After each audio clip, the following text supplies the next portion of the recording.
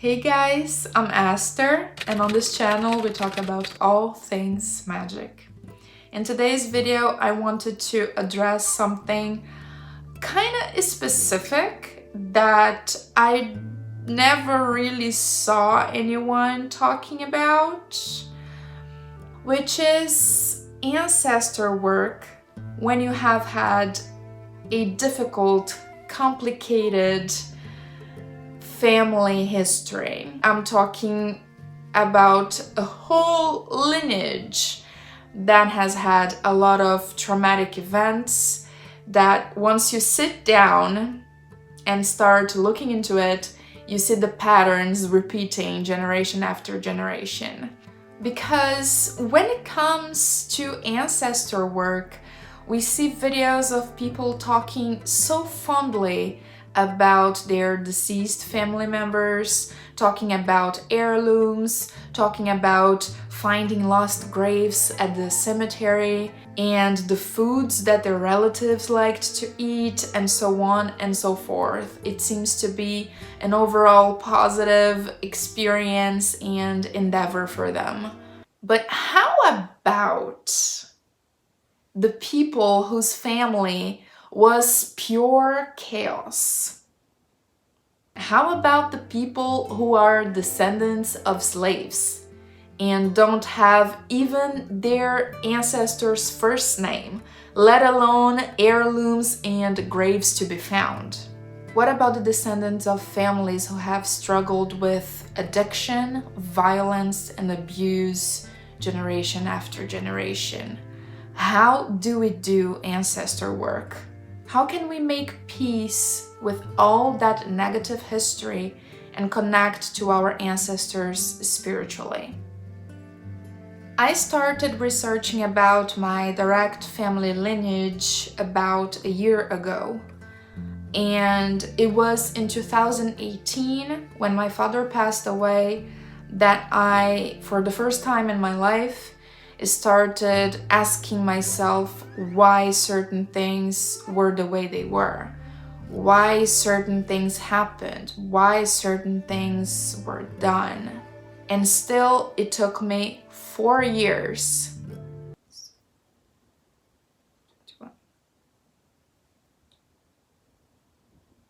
4 to 5 years to finally decide to open that door and find information.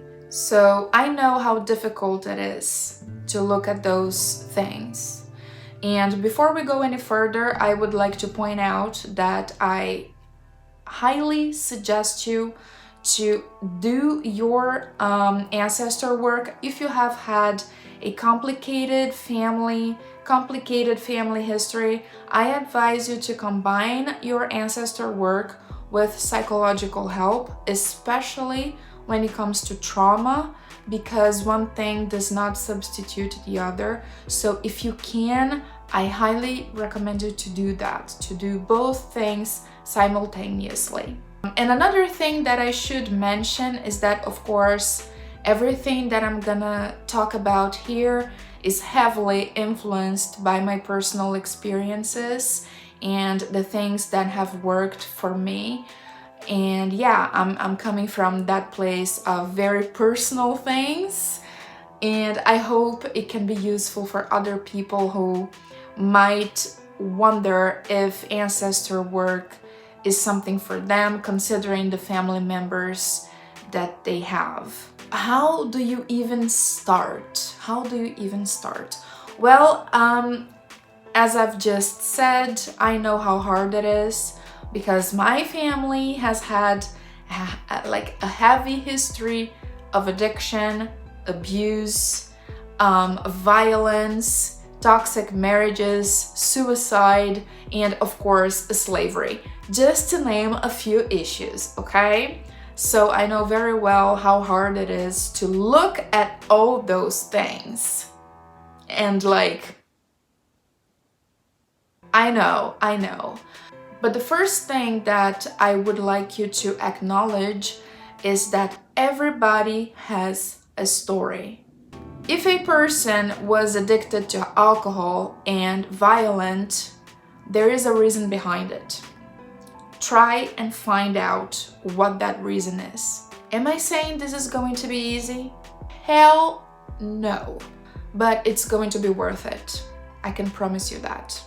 Ancestor work involving abusive family dynamics takes a lot of forgiving, a lot of empathy, and a lot of patience.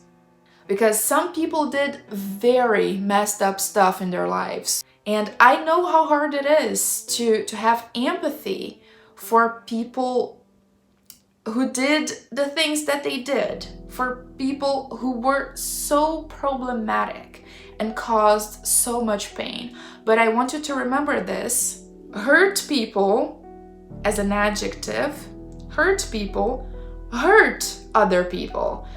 Adjective, verb. You see what I'm saying here? Hurt people hurt other people. Especially back in the day, there was nothing about psychological help and looking for help.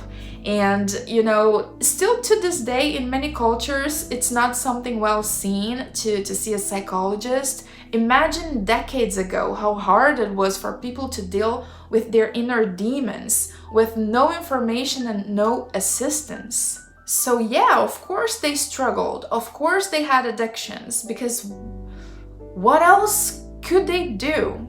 Try to think that everybody who is problematic is they didn't heal their wounds, so they are bleeding on people who have nothing to do with what hurt them back then. You see what I'm trying to say? I think there's this quote that if you don't heal what hurt you, you will bleed on people who didn't cut you. Something like that. And that's exactly what happens with problematic people, especially back in the day. And once you get to know their personal story, having a little bit of empathy becomes a little bit easier. I'm not saying it's gonna be easy, but you finally come to this place of, oh, now I understand. Oh, I see. So yeah, uncovering the personal story of problematic characters of your family is extremely important. Let's say that your grandfather was Ted Bundy.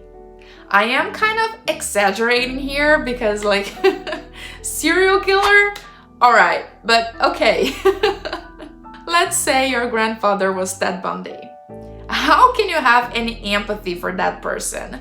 Look at what he did, right? Yeah, this is an extreme example, but it was the best that I could think of right now. Please bear with me. It's gonna be hard, but you gotta discover what was done to him, especially in his childhood. How was his family like? How was he treated? There has been some kind of traumatic event, something super difficult that happened to him when he was very young. And this is where things can get very tricky, because you will heavily rely on the living to tell you anecdotes and the things that happened in the past. And those are precisely the things that the living aren't always necessarily willing to talk about. Certain taboos, certain problematic things that they did and they are ashamed of, or simply things that they don't want to talk about because it's in the past. All of those people are dead. Why do you care? Let it go. It happened a lifetime ago. Leave it in the past. Let it go. That's what many people will say when you start asking certain questions. And I don't blame them. Maybe it's just too painful to talk about certain things, especially when it involves abuse, addiction, violence. It's not really things that people want to talk about. But trust me, it is important to try and find out as much information as you possibly can, because going back to the Ted Bundy example, people don't turn out to be serial killers out of nothing. Trust me. Even if their living family members don't really talk about things that happen, you can be sure that something did happen. So I learned a lot about my family history by reaching out to a cousin of mine, a cousin that I didn't know until then, and she was super, super sweet with me. Actually, I ended up contacting 2 cousins, and one of them was super sweet and she was really up for talking about everything. And the other, she pretended as though she knew nothing.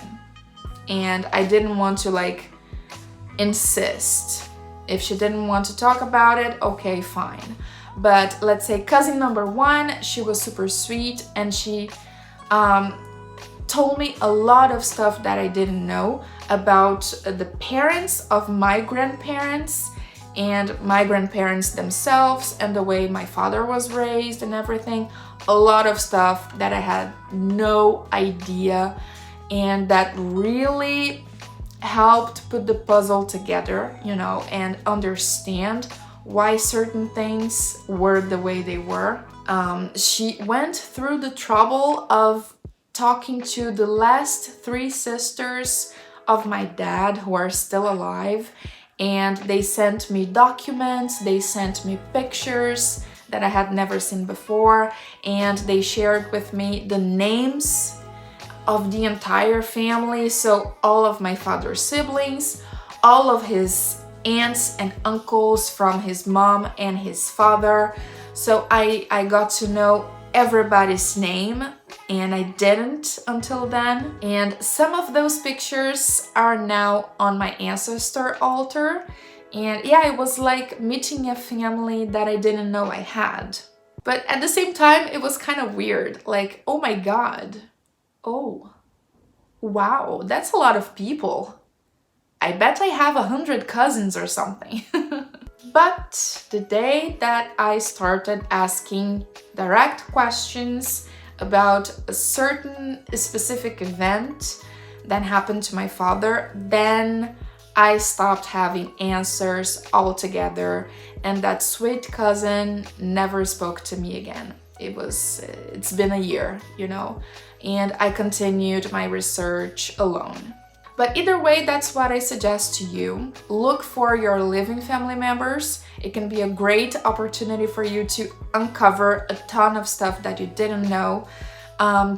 You get to know your own story through finding out information about your ancestors, your family members who were alive in the last century. It's super interesting. I love that. I love digging up the past. I don't know why, I just know that I love to do it. And the older the family member, the better, because they will remember little details, little things, that otherwise you would have no way of knowing. Like, for example, all my grandfather's siblings' names and my grandmother's siblings' names and their parents' names, yeah.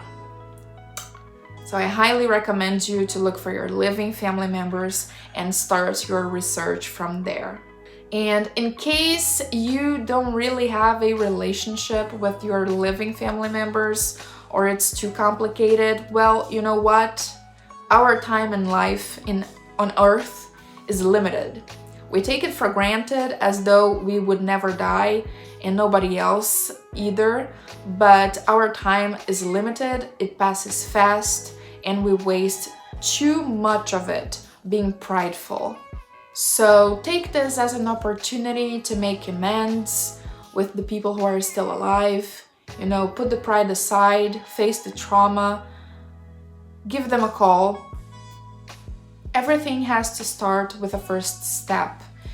If eventually you don't succeed in reconnecting with them, well, that's a pity, but at least you tried. And in my life, I have learned that the most difficult conversations are always the ones worth having. So go for it. What do you have to lose?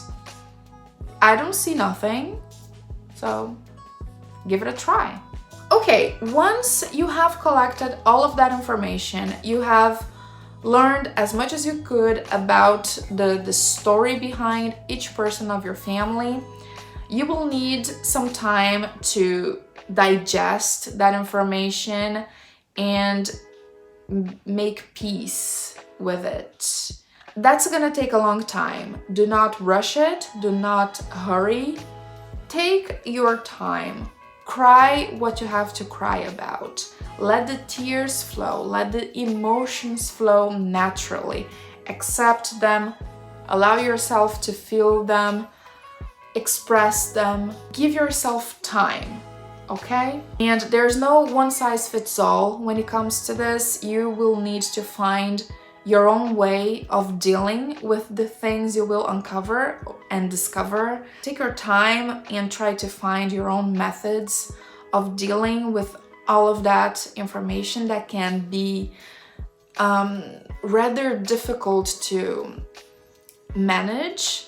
But once you have managed to make amends with all of that traumatic history, once you understand each person's backstory and where they were coming from, why they did the things they did, and you accept the things you cannot change, and you are able to forgive them honestly from your heart, once you are able to do all of that, then you will be ready for ancestor work. Through this process, keep in mind that forgiving is not about the person deserving forgiveness, it's about you deserving it. So make sure to give yourself closure through forgiveness. It is really liberating. It's like taking all this weight off of your shoulders. It's not easy, it takes a long time, but it is super rewarding. On a more positive note though, I just would like to mention that on my mom's side, on the other hand, I learned such nice family stories and things that they used to do together. So from my mother's side, things were much more pleasant and light, you know. But one thing that both my mom and my father's family have in common is that they were very old families, really very old families. My parents, they were like the youngest kids that my grandparents had. So they were the youngest of their generation, let's say. And I was the last kid that they had.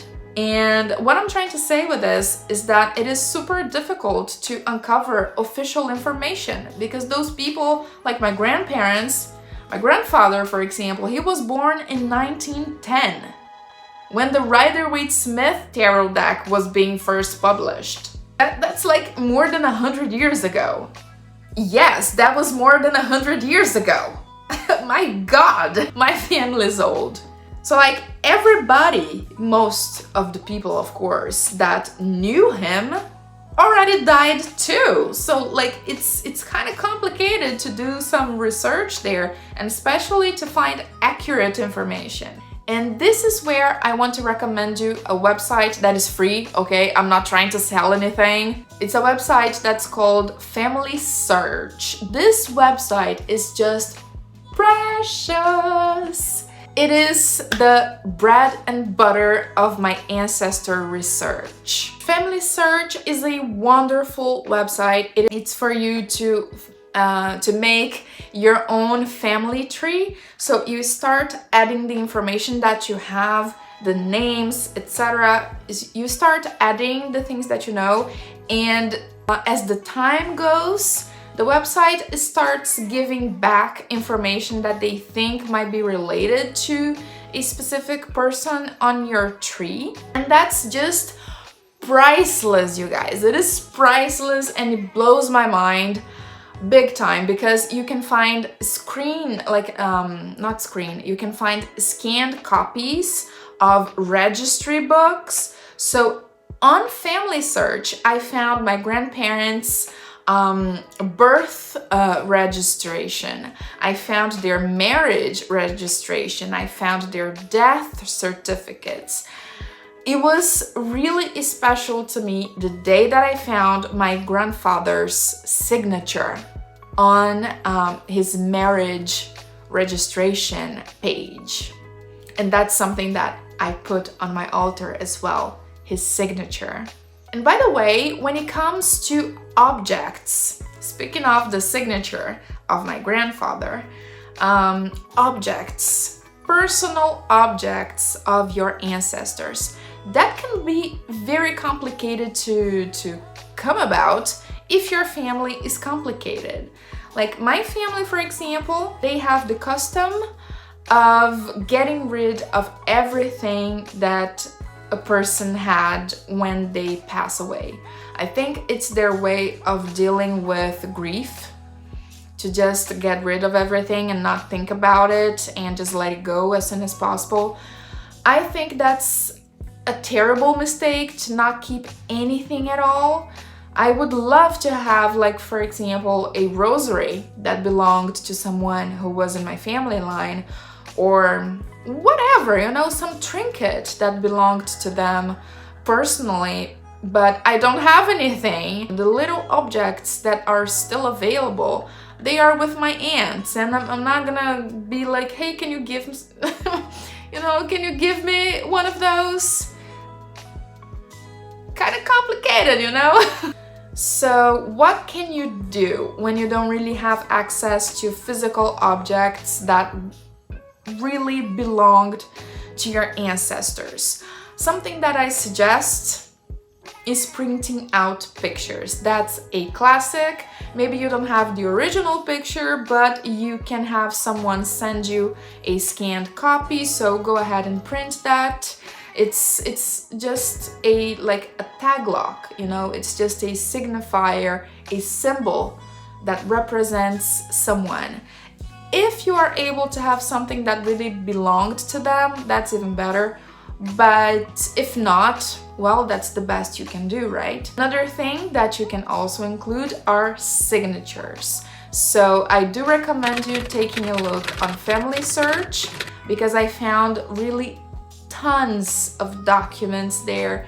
I didn't expect it to be so useful, and of course I found many signatures.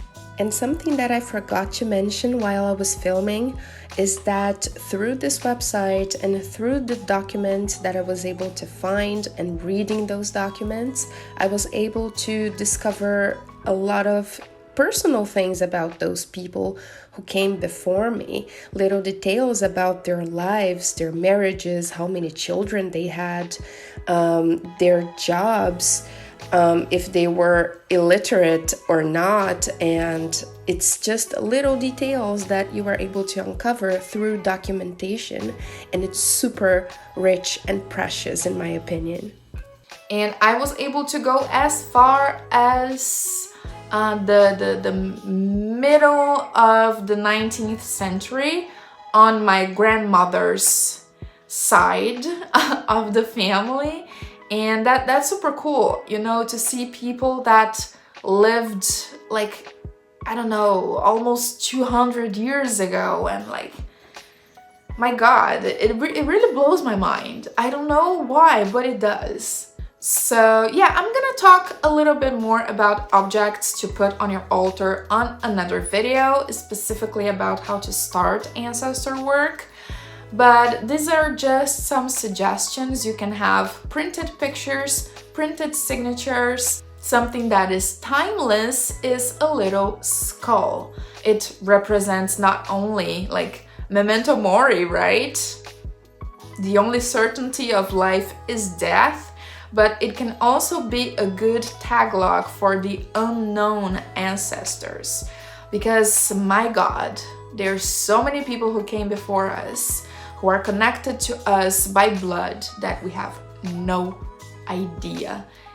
And like, there's simply no way of finding out about them. But still, there's a part of them physically that built us and runs through us. So yeah, it's kind of obvious, but I'm gonna say it anyway. Your ancestry does not stop with the people that you knew, or the people you heard about, or the people you were able to encounter on Family Search. it goes centuries back in history, you know. And if finally you come to the conclusion that, like, maybe right now you're not ready to talk to those ancestors who are more recent in history, and maybe it's just too painful, maybe you don't want to do it at all, well, maybe try to connect to those ancestors who lived centuries ago. So during, especially the beginning of my ancestor work journey, I had lots of doubts. And I think that some of those things that were blocking me could be also blocking you. Things like fear and doubt, I think they are the most frequent. And when I was first starting, it was the first form of spirit work that I started doing. And when I started, I wondered, like, will they actually hear me? Like, am I just going crazy here and making some fantasy up and talking to myself? It felt kind of weird because I also asked myself a lot, is this really helpful to me? Is this psychologically healthy for me to do? And like, will they even be interested in showing up for me? Like, will someone be interested in, like, I had many doubts, let's say that. But during the moments where I sat down, I made an offering, I lit a candle, I meditated, having my ancestors in mind, I felt very good. I felt well. I felt at peace. Of course, I had to deal with many bad memories that came up. I had to deal with all of the information that I had discovered, and that process was difficult, but it was a process that was needed for healing, I believe, that both for me and for them. So I continued to give the benefit of the doubt to this practice because nothing negative was happening and I felt good while doing it. And still to this day, once a week, I do my little thing with them and it still feels good. Another thing that I really recommend you do is journaling. Journaling was my best friend through this process. I journaled about fear, about trauma, about, journaling and shadow work and therapy. All of those things combined, they were really positive for me at the end of the day. And by the way, my therapist really approved of me doing ancestor work. She found it to be a great idea because I asked her, hey, look at this thing that I'm trying to do. Do you think that's healthy? Do you think that I should be doing this? Like, I'm not sure. What do you think? And with her approval, I continued to do it. So I continued the ancestor work, the shadow work, and everything in journaling format. And for me, it was super, super helpful. Once I journaled about a certain topic, that's it. It was done. It was the relief, it was great. So maybe for you, it's going to be another type of format that is going to work. But I do recommend journaling. You just need to find a way of expressing what you're thinking and what you're feeling. And yeah, it can be in any form. You can film yourself, like you can record your voice. But I find that journaling is easier and you can make a ritual out of it through burning the paper. So you can just write and write and write and then burn the paper at the end. It's kind of, yeah. And in my culture, I'm not sure if it's my culture in general as a Brazilian person, but the thing that people tell you usually, my mom, she told me that, was to leave the dead where they are.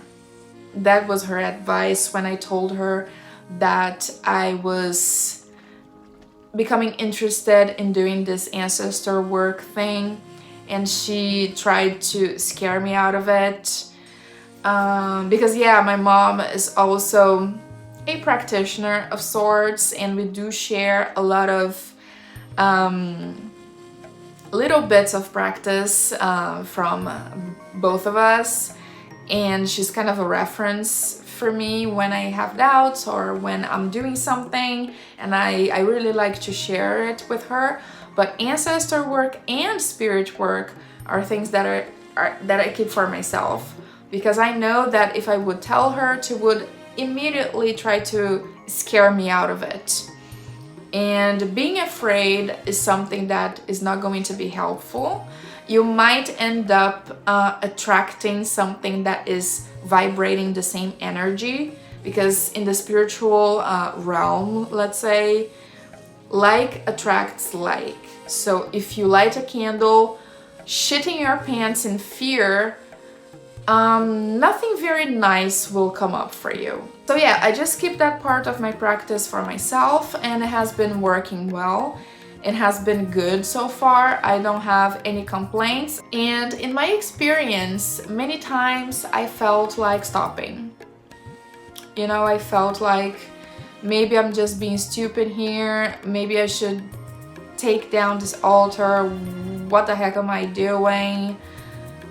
Nobody's listening to me anyways, and maybe I should just take my mom's advice and leave the dead where they are, but as I took each step and navigated through my family's pains and traumas, things started becoming easier and clearer. So what do you need to be able to do ancestor work having a traumatic family history? You need a lot of patience, you need a lot of empathy, you need consistency, and you need to trust the process. You will develop your abilities as you go, so things will fall into place eventually. Be patient with yourself and with your ancestors, because as spirits, they are also going through their own journeys that we don't know or understand as incarnated individuals on Earth. And please do not approach your ancestors with a transactional mindset. If you go about this thinking in gaining something, some kind of advantage or whatever, or just some kind of gain in general, I'm afraid your ancestor work will not be fruitful. And yeah, it's just not gonna be as rewarding as it would be if you approached it coming from a place of looking for connection, looking for healing, and just like building genuine connections and having valuable experiences. That's where you should be coming from when you approach any kind of spirit work, in my opinion, but especially ancestor work. So yeah, that's it for today's video. I think this one was kind of a long one. I'm sorry for that, but I hope the things that I shared here today will be helpful to other people out there who don't have a perfect family history, and people who had a lot of struggles with family members from the past. I really hope that this video can help you on your path to healing and forgiveness. So let me know in the comments below, how is your ancestor work going? Are you going to start it soon? Are you still in doubt? What are you feeling about it? Thank you so much for watching. I can't wait to see you on my next video. Have a marvelous rest of your day, and remember, practice makes perfect. So let's go witchin'. Bye.